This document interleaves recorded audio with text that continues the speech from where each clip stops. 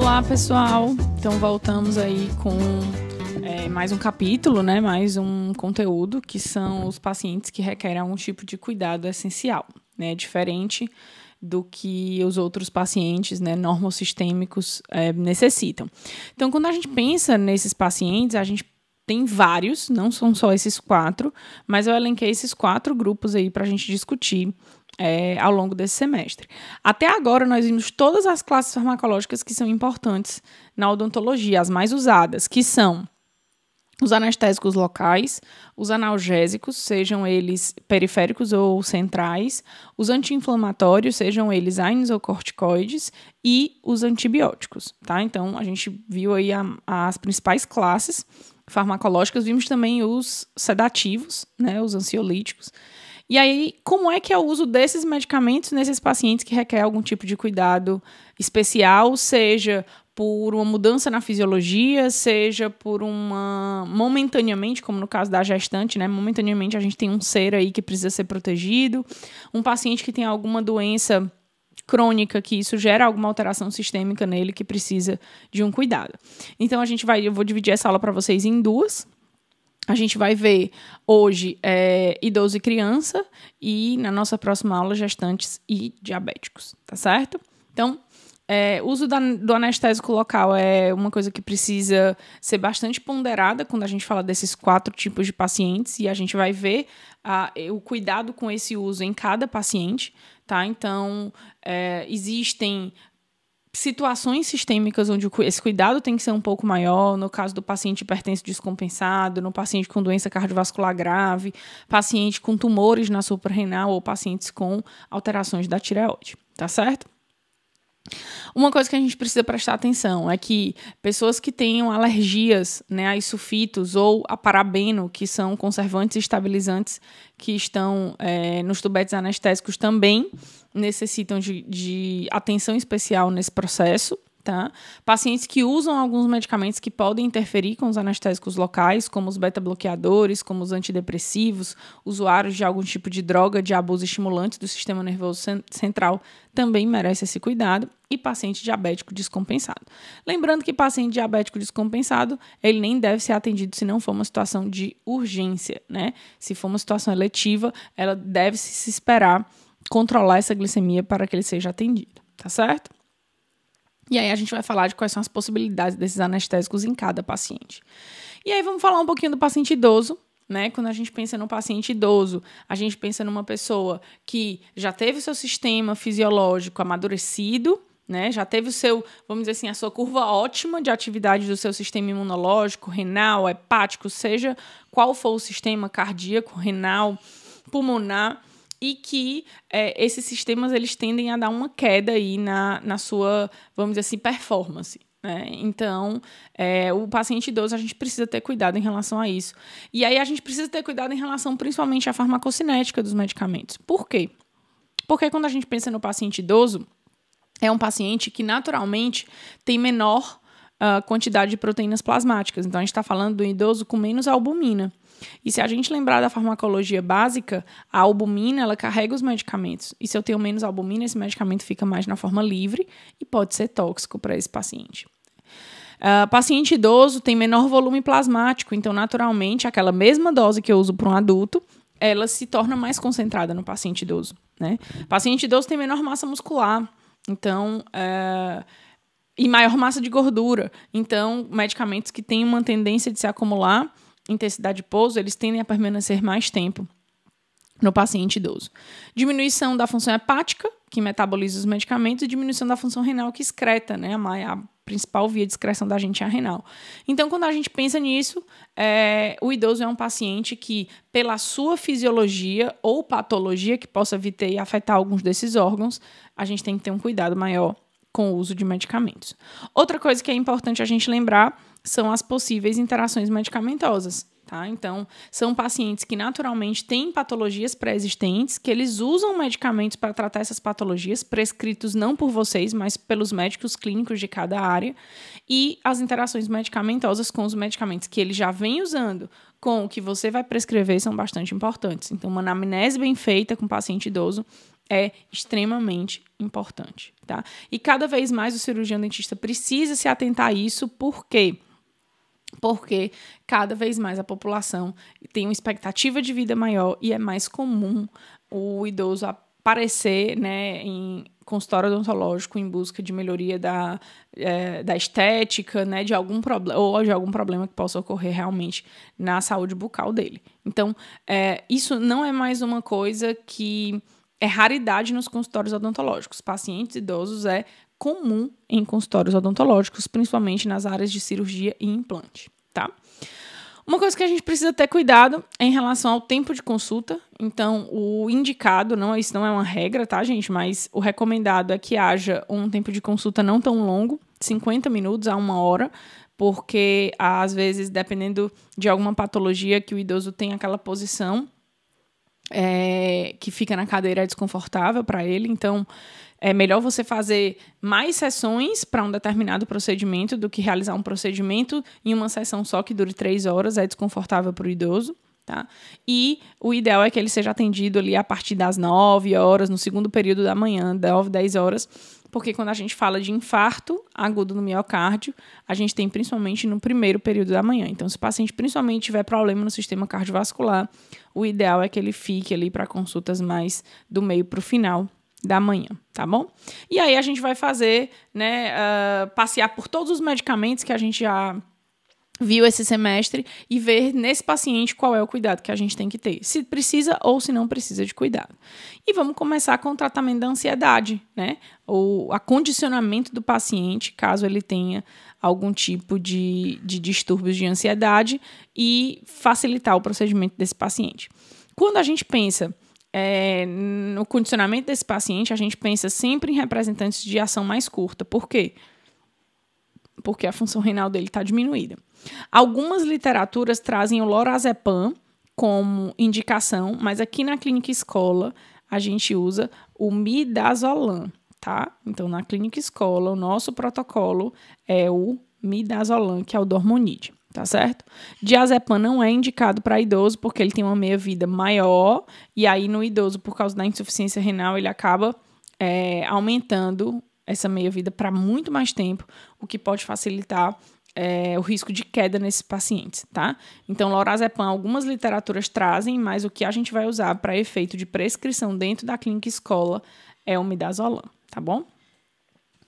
Em relação aos anestésicos. Bom, em relação aos anestésicos, a gente vai usar sempre o que é padrão para todo mundo, que é a lidocaína.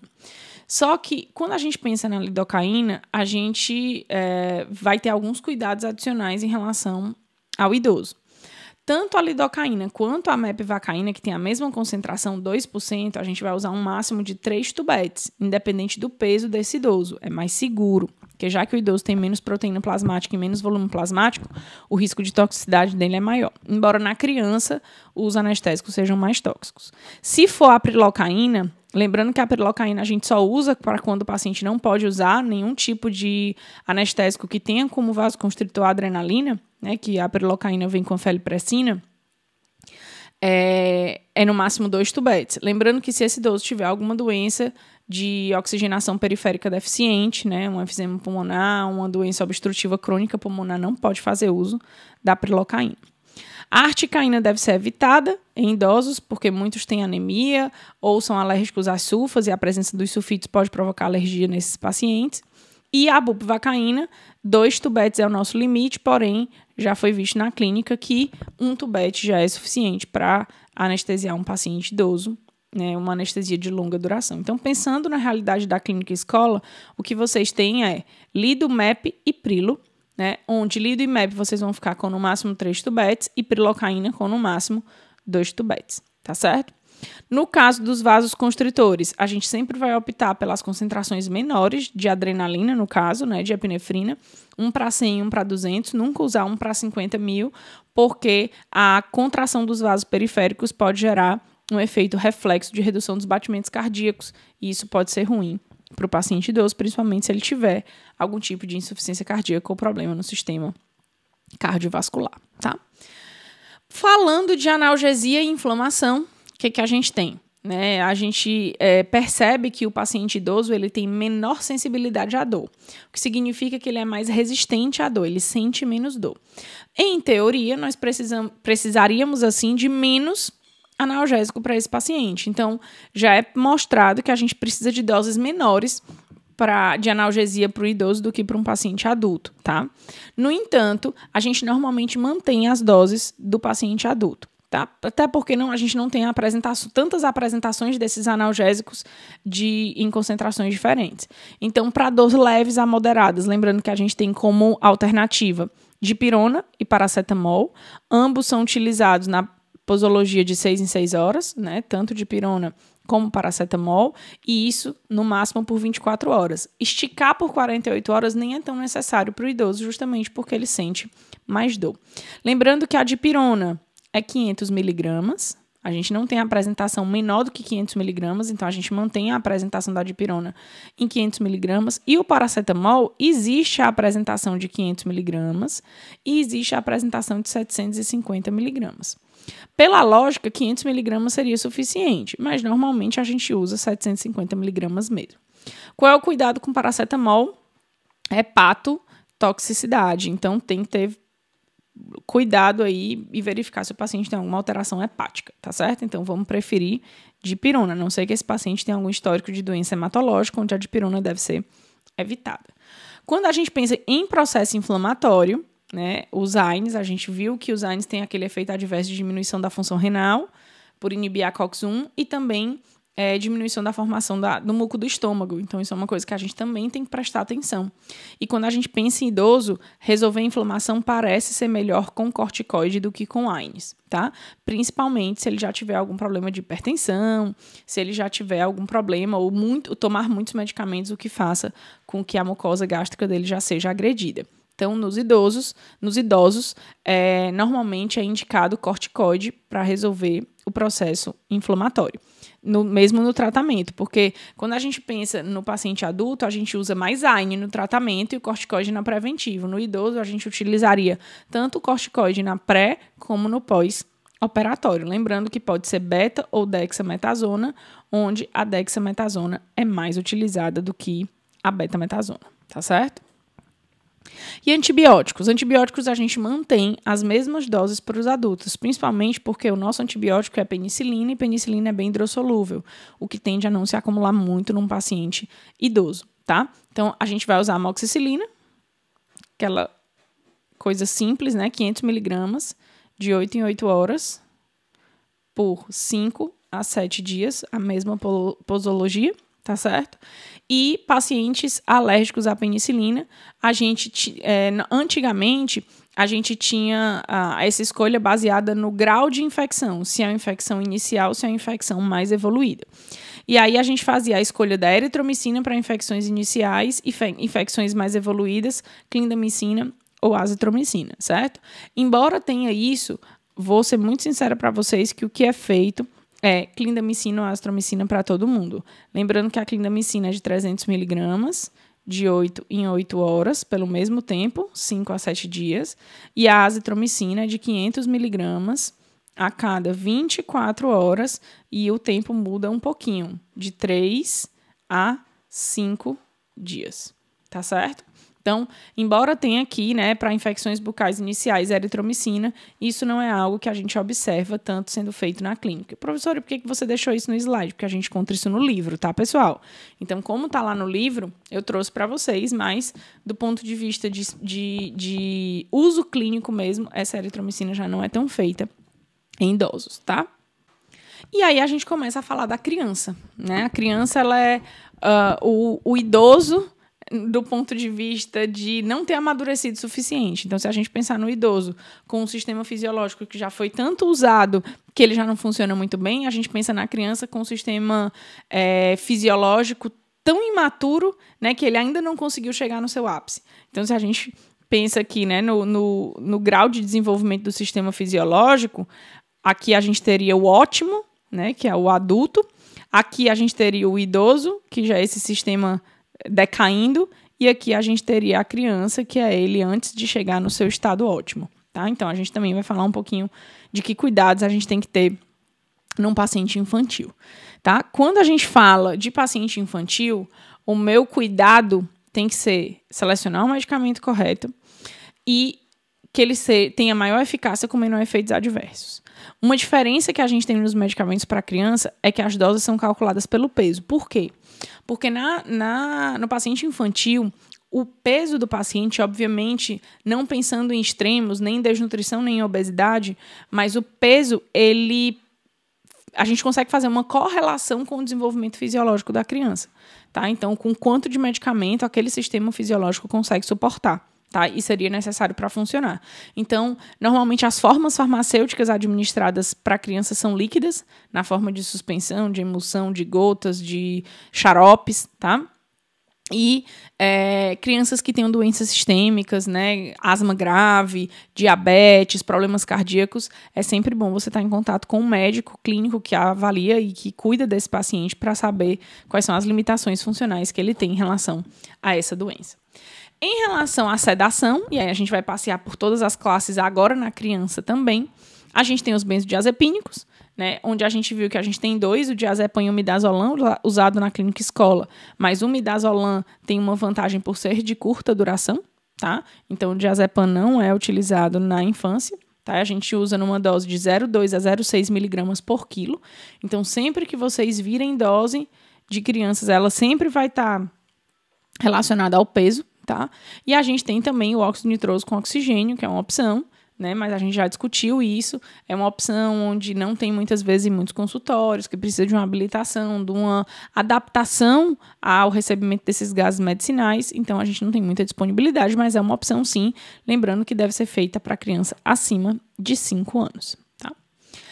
Anestesia local, né? As crianças são mais sensíveis, a maioria dos casos fatais são nas crianças, e isso acontece por sobredosagem, seja ela sobredosagem absoluta ou relativa, né, de uma aplicação errada, ou do não cuidado com a quantidade de tubetes máximos, que é aquele peso, né, daquela criança poderia receber. E isso se torna mais grave na criança, por quê? Porque ela tem um volume plasmático menor, então naturalmente a concentração sanguínea do anestésico nela é maior, tá certo? Você tem menos risco de injeção intravascular com injeções anestesias infiltrativas, com técnicas infiltrativas. Então, nas crianças, a gente prefere técnicas infiltrativas do que bloqueio regional, até porque às vezes a criança se mexe, puxa, e o risco de injeção intravascular é maior, tá certo? Quando há algum tipo de sedação, seja com antihistamínico, seja com benzodiazepínico, a dose do anestésico deve ser diminuída. Normalmente você consegue diminuir em 1/3. Tá? Então, você precisa de 1/3, de 2/3 a menos de anestésico para poder anestesiar a criança, tá certo? Então, quais são algumas recomendações para a gente evitar toxicidade em anestésico em criança, né? Conhecer o que você está usando, saber direitinho qual é a concentração, se é 2%, se é 3%. Sempre usar soluções com vasoconstritor por diminuição de sangramento e diminuir a velocidade de absorção, que dá uma segurança maior. Sempre realizar a aspiração negativa, isso é algo que vocês não fazem de forma consciente, automática, mas a própria seringa Carpuli de vocês faz isso. Injetar o anestésico de forma lenta, normalmente a gente tem aí, né, eu discuti isso na aula de anestésico, uma proporção aí de tempo de 1 ml por minuto. Então, um tubete que tem 1,8 ml, você passa mais ou menos 2 minutos aplicando aquele anestésico, tá? Usar, obviamente, o menor volume possível. Como eu disse para vocês, se o paciente estiver fazendo uso de algum sedativo, reduz 1/3 a dose do anestésico, tá? Bom, qual é o anestésico principal para a criança? Gente, sem dúvida nenhuma, vai ser o padrão para todo mundo. Lidocaína 2% com epinefrina 1 para 100 mil, certo? Aqui eu trouxe, por que não usar tanto os outros, né? Então, a articaína,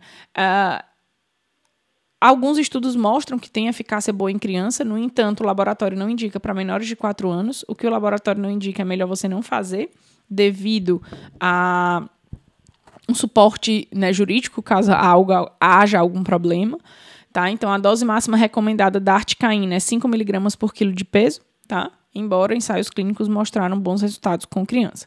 Então, menor de 4 anos não deve ser feito articaína. E como você consegue resolver muito bem com lidocaína a maioria dos procedimentos infantis. Prilocaína com feliprecina é um anestésico que a gente já viu que ele é de alternativa, certo?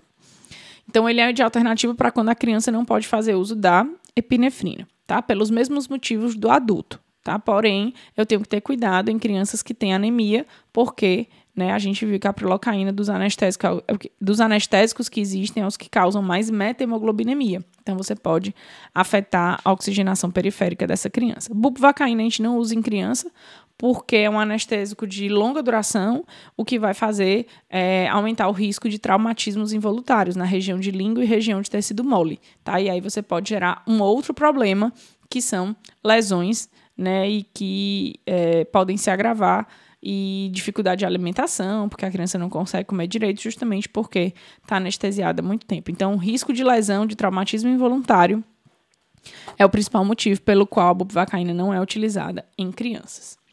Quando a gente fala de dor, tá? Seja preventivo, seja controle, dor leve a moderada, 24 a 48 horas. E aí a gente vai usar o famoso paracetamol e dipirona, tá? E aí você pode usar o que a mãezinha sempre usa na criança, tá? Você pode perguntar normalmente como é que resolve a dor da criança. Se a mãezinha falar que é paracetamol, você usa o paracetamol.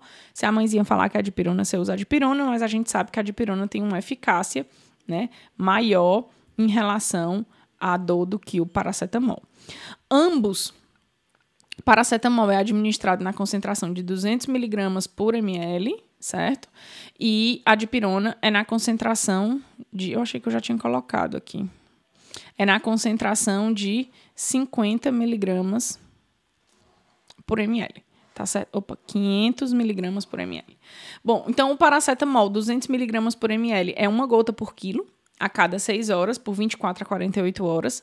Porém, existe um máximo de 35 gotas independente do peso. Então, por exemplo, uma criança de 15 quilos... Criança de 15 quilos vai receber 15 gotas. Uma criança de 20 quilos vai receber 20 gotas. Uma criança de 40 quilos vai receber 35 gotas. Porque eu tenho um limite de 35 gotas independente do peso. No caso da dipirona, ela é 500 mg por ml. Então, ela é mais concentrada, o que faz a gente usar menos gotas. Então, normalmente, a proporção é meia gota para cada quilo. Obviamente, a gente não consegue medir meia gota, então a nossa proporção é uma gota para cada 2 quilos de paciente, tá? Então, se um paciente tem 15 quilos, vai ser 7 gotas e meia. Obviamente, 7 gotas e meia vira 8 gotas, tá certo? Que a gente não consegue partir a gota no meio. Tá? Se a criança tem... Vou botar para cá. Se a criança tem 30 quilos, vão ser 16 gotas. Tá certo? E assim por diante. Então, a quantidade de gotas é a metade do peso da criança. Também a cada 6 horas, de 24 a 48 horas. Tá certo? E a gente tem um máximo de 20 gotas, que dá os 500 miligramas. Tá certo? Para as crianças. Quando a gente pensa num procedimento que vai ter uma intensidade de dor e edema maior, a gente faz aquele corticoide preventivo, como a gente também faz no adulto. Só que o corticoide usado para criança é a betametasona, usado numa concentração de 0,5 mg por ml, o que dá uma proporção de 0,05 mg por quilo. Tá? Então, dependendo da concentração do peso da criança, você vai ter volumes diferentes de administração dessa betametasona. Na nossa aula ao vivo pelo Zoom, a gente vai fazer cálculos nessas situações, tá certo? Então, não percam a aula de hoje, porque a gente vai treinar esses cálculos para a criança na aula do Zoom. O ibuprofeno, né, pode ser utilizado no pós, então o corticoide é no pré e o ibuprofeno no pós. O ibuprofeno vem numa concentração de 50 mg por ml, que é administrado normalmente uma gota por quilo de 8 em 8 horas por 48 horas, tá? Então, no pós, a gente usa 48 horas para inflamação e para prevenção de dor durante 24 e 48 horas. Aqui a gente pode ir até 72 horas, 2 ou 3 dias, tá certo? Então, tá aqui os protocolos de dor e inflamação para criança, seja inflamação, né, para prevenir a inflamação no pré ou no pós. E quando a gente fala de infecções, a gente tem o nosso padrão, amoxicilina, só que para a criança ela vem numa concentração diferente, 250 mg por 5 ml ou 500 mg por 5 ml. Então, se for profilaxia, risco de endocardite, mesmos critérios do adulto, tá? Cardiopatias, risco alto, mesmos critérios. é usado 50 miligramas por quilo, dose única 1 hora antes do procedimento. Na terapia, a gente tem 60 miligramas por quilo por dia, fracionado a cada 8 horas, então vai dar 20 miligramas por quilo para cada hora de uso. A gente também vai fazer esse cálculo na nossa aula ao vivo. E se o paciente for alérgico, tanto na profilaxia como no tratamento, a gente usa ou azitromicina ou claritromicina. Lembra que a clindamicina não entra para criança, a clindamicina é só para adulto, tá? Então, adulto e idoso. Mas criança não usa clindamicina, usa ou ASE ou claritromicina. Hoje em dia, a ASE está sendo também mais usada nas crianças por causa da comodidade de uma vez só ao dia. Na profilaxia, a concentração é maior, 15 miligramas por quilo, dose única 1 hora antes do procedimento. E se for no tratamento, a gente tem 10 miligramas por quilo por dia. Se for a claritromicina, 7,5 miligramas por quilo a cada 12 horas, tá certo? Então, quando a gente pensa nisso, o que eu tenho? Eu tenho concentrações diferentes, né? Eu tenho a azitromicina na concentração de 600 miligramas por 9 ml ou 900 miligramas por 9 ml e a claritromicina 125 ou 250 miligramas por 5 ml.